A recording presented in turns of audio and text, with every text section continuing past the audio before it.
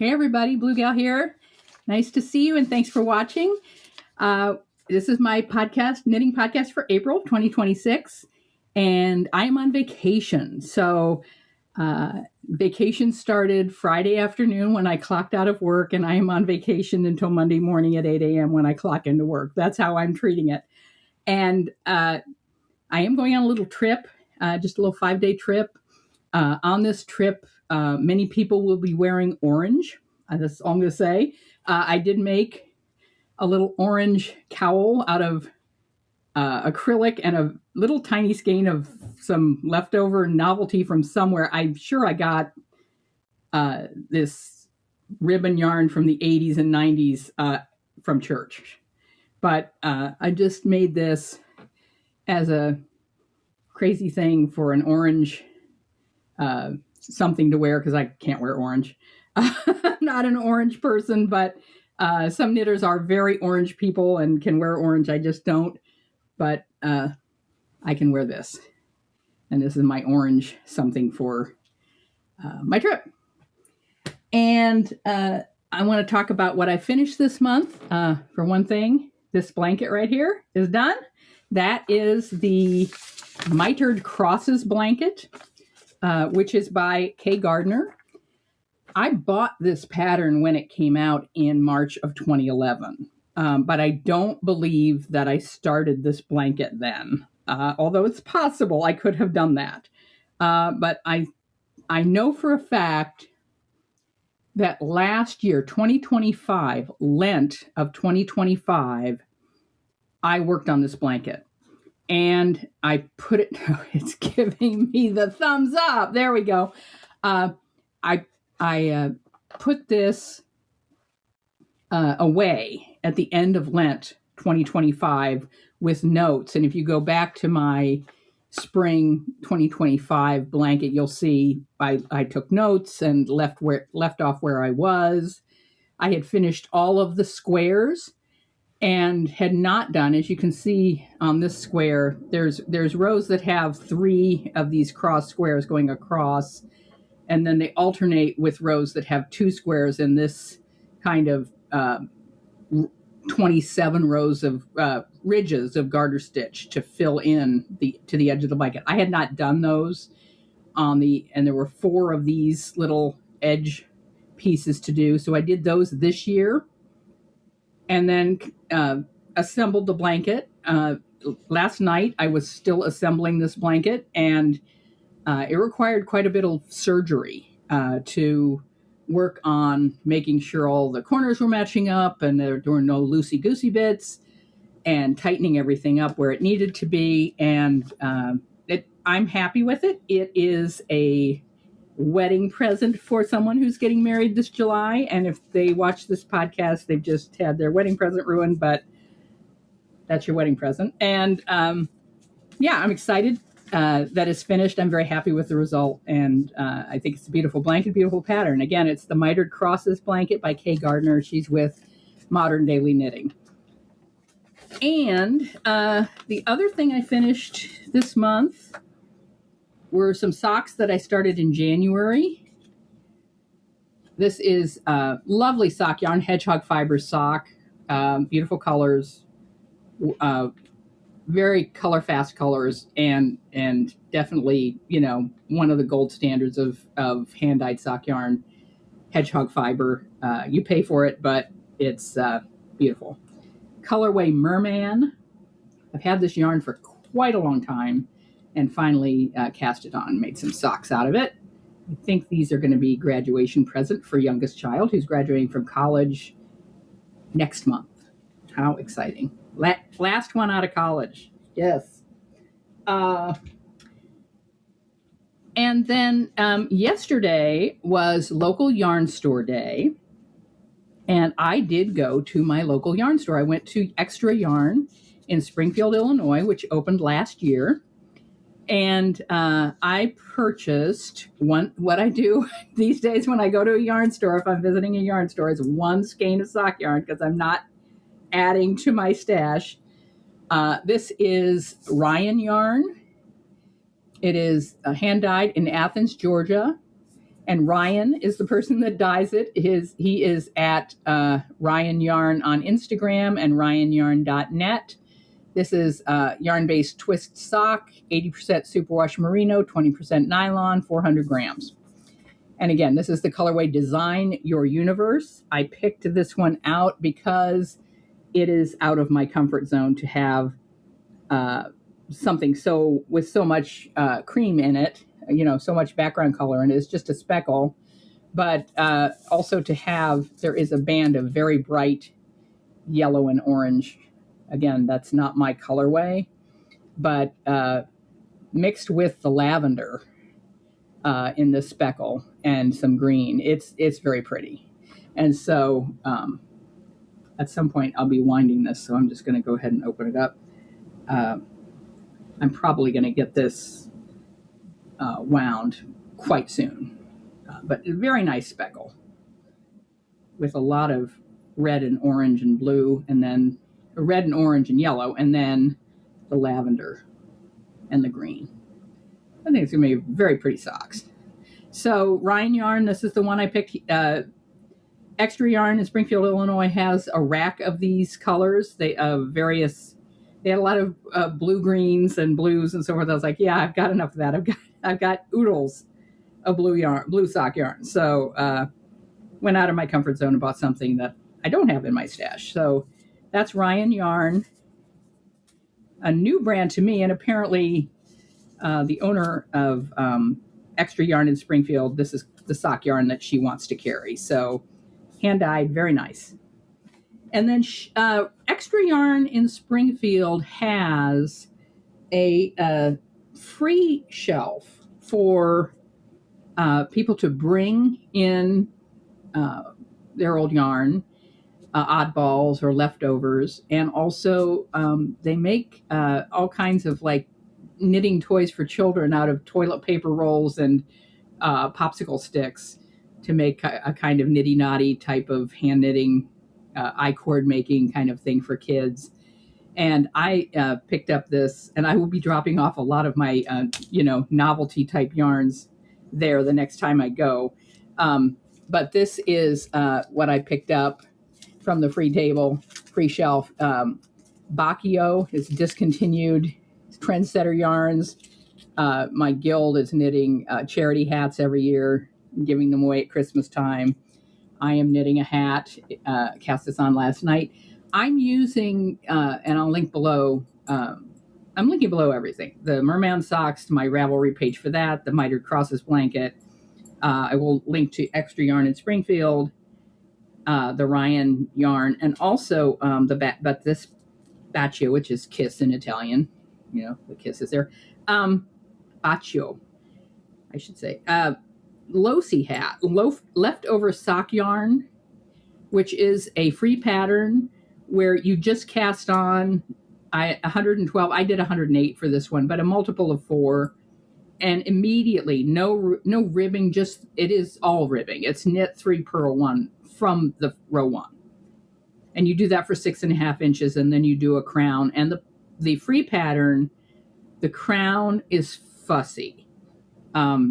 You have to watch where you're doing your decreases and continuing those purls. It's knit 3, purl 1, and then the crown continues those purl 1s all the way to the top. So that fussy part makes a very nice result. With this yarn, I am not going to do that. I'm going to do a plain old spiral crown and not follow little ribbing patterns, because you won't see it with that kind of bulky, semi-bulk. I think this is Aran weight, supposedly. And it's got a lot of acrylic in it. It's 45% acrylic, 33 wool, 22 nylon. It's very shiny, but it's absolute novelty yarn. And it's only 95 yards a skein, so I'm figuring I'm going to need both balls to get a hat out of it. And I am using the beginning of that Losi pattern just to cast on something and not have to think about it. And then for my travel knitting, there's that old meme, I've shared it before, of, I'm going on a 5-day trip, so I'm packing 393 balls of yarn just in case. I'm not doing that. I am taking that hat because that is car knitting, airplane knitting, whatever. Travel knitting, that is easy and unnecessarily, no fussiness is what I mean to say.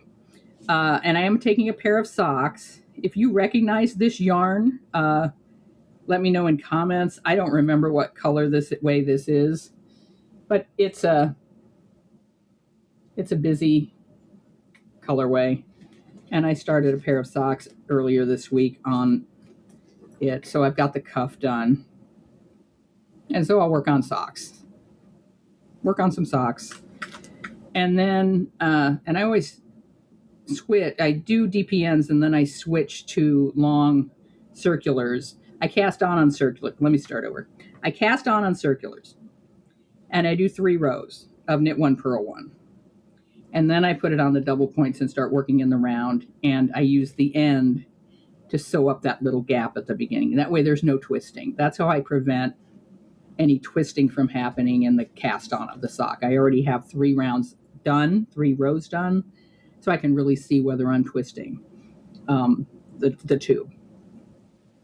And then when I get to the heel, I switch back to longer. I just use these my favorite needles, the Chagus size 1s. I just put 2 of these and do the heel on the heel flap on a circular and keep the top of the foot on circular so it doesn't fall off the needle.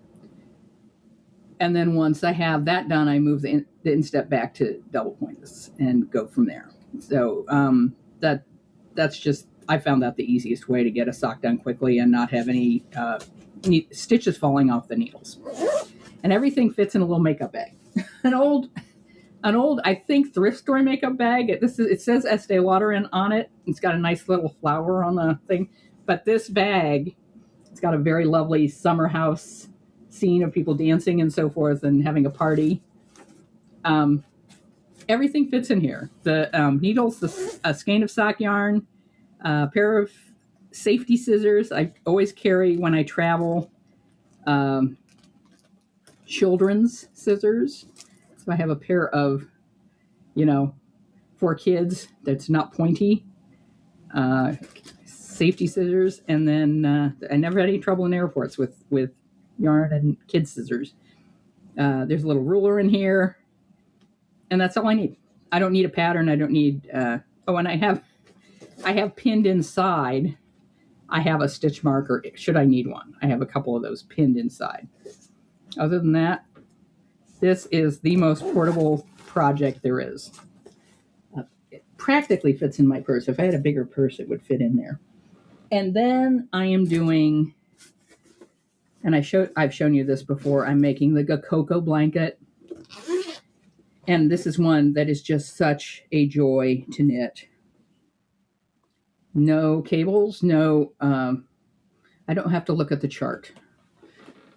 It just knits itself. It is purl back on the wrong side. You just purl back, and then as long as you're keeping these 4 purl stitches going and you have the yarn overs, the space between the yarn overs here and this lace part increases every row until you run out of stitches over here in the decreases. It's like a 22 stitch repeat, but it's actually a mirror of an 11 stitch repeat, and then this is mirrored.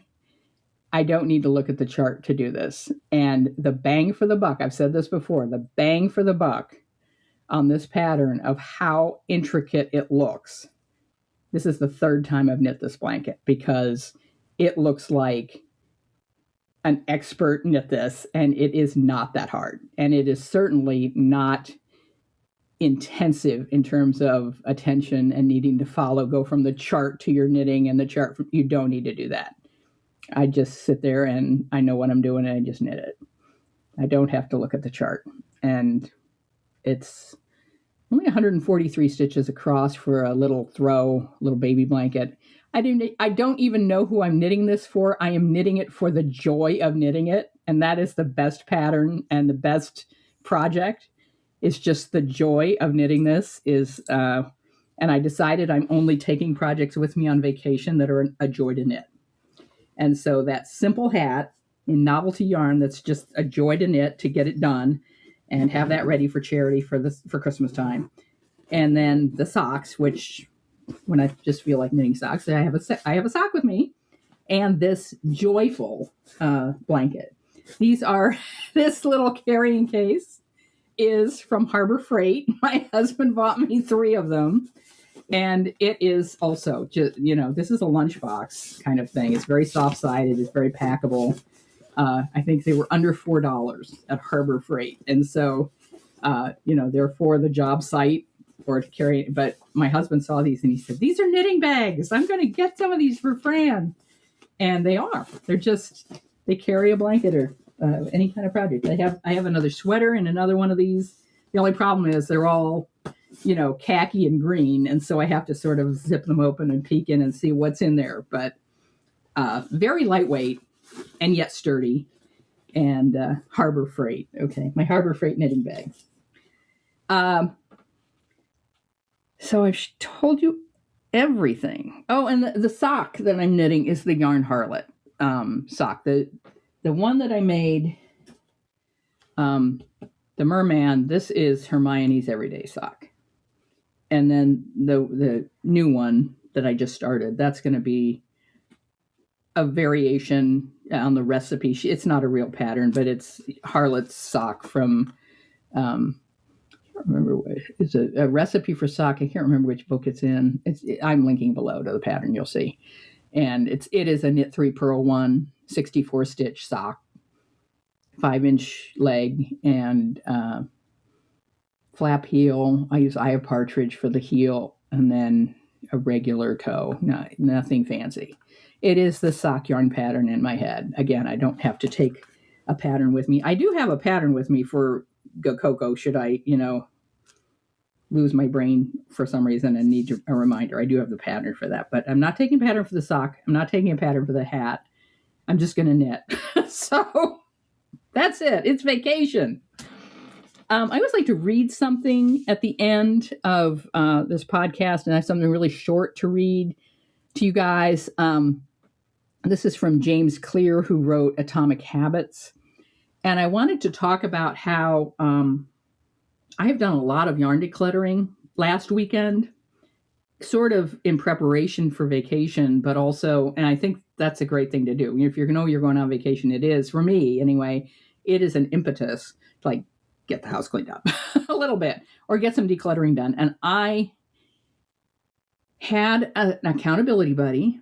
I talked to a friend of mine, and said, I'm going to talk to you again in a week, and I really want to talk to you about what I got done in terms of getting rid of yarn that I'm not going to knit. So that there's 3 things that I would do if you want to do a major declutter of your yarn. Number 1, get an accountability buddy, just so that in 7 days you can tell them that you did it. And I really found that motivating.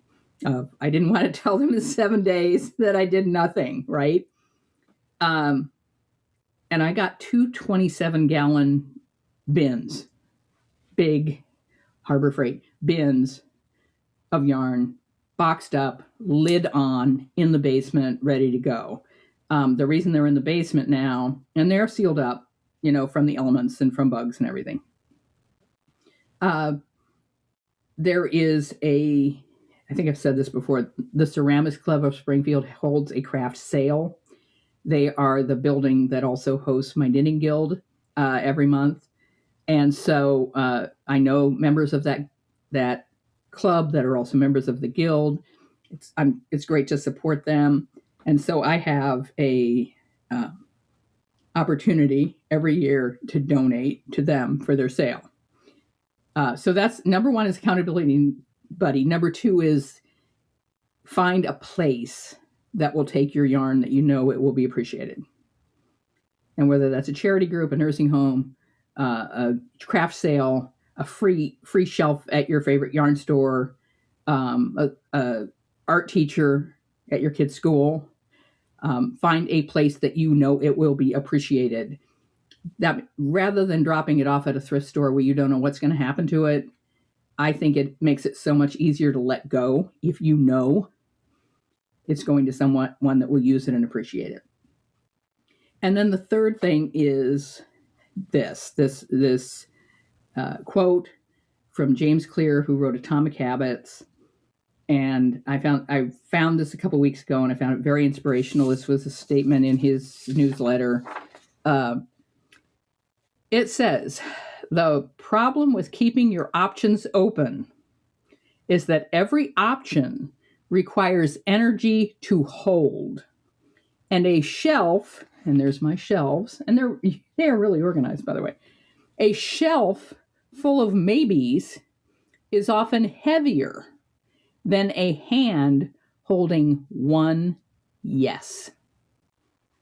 Put something down. And when I read that a couple weeks ago, I was just blown away. That put something down. Just let something go. Because you deciding to finish a blanket or you deciding to knit a pair of socks means you're not knitting everything else that's in your stash. And so I used to, and I've done this successfully, gone through my yarn stash and picked it up and said, does this inspire me? And use that as a guide to, if it doesn't inspire me holding it right now, it goes out the door. This time, I was much more ruthless than that. And I did, I looked at the yarn and I said, is this a maybe someday yarn or is this a now yarn? Is this something I can foresee? Yeah, I want to make something with this, and I know what I want to make with it, and it belongs in my stash right now because I'll make something like all this sock yarn on top of the dresser. That's going to be socks in the next 2 years. And again, hey, Apple, give me the thumbs up. And 2 years of sock yarn, 2 to 3 years of sock yarn is okay because I knit a pair of socks every month. So I'm good with that. I'm good with adding a skein of sock yarn to my stash because, yeah, I'm going to knit it. I don't think that's maybe someday. That is someday. That is definitely someday. But the maybe someday yarn, maybe is never. I've said that before on this podcast. Maybe is never. And, or someday is never. Maybe someday is never. And I was just really ruthless about 2 27-gallon bins going out the door. And I had 3 27-gallon bins of yarn in my clothes closet. And I can feel through the screen knitters nodding with me. Oh, yeah, I've got that. I've got that. Plus under the bed? Yeah, I've got that. I now have one. And that one has yarn. I know what yarn is in there. And I know what it's for. It's not for maybe someday. It's like, I know I have this one for this. I have this one for this. This is a sweater I will wear in the future. I have that yarn to make that project. And so I was able to pare down the closet yarn by 2/3. And good for me. Proud of myself for that. And the maybe some days is, like I said, I don't have time for that anymore. I just don't. Life is too short. I'm in pretty good health for who I am and what I'm doing, but I'm also working 42 hours a week. So it's the knitting time is just too precious to be holding on to stuff that's maybe someday. So that's put something down is what I have done. And it has worked for me. And maybe it'll work for you. Let me know in comments. And like I said, links to everything below. And I'm off on vacation, and I will see you next month. Thanks for watching. Take care. Bye-bye. What's Blue Gal knitting this month? It's gonna have color, it's gonna be socks. Maybe a sweater for the cold night weather, but whatever she's stitching, you know it rocks. Oh, it rocks. Oh, it rocks. Oh, it rocks. Striped toes peeking from the Sunday slippers, charts scribbled down on a sticky notepad, soft wool waiting in a basket by the window, every single stitch turning meh into rad. What's Blue Gal knitting this month? It's gonna have color, it's gonna be socks. Maybe a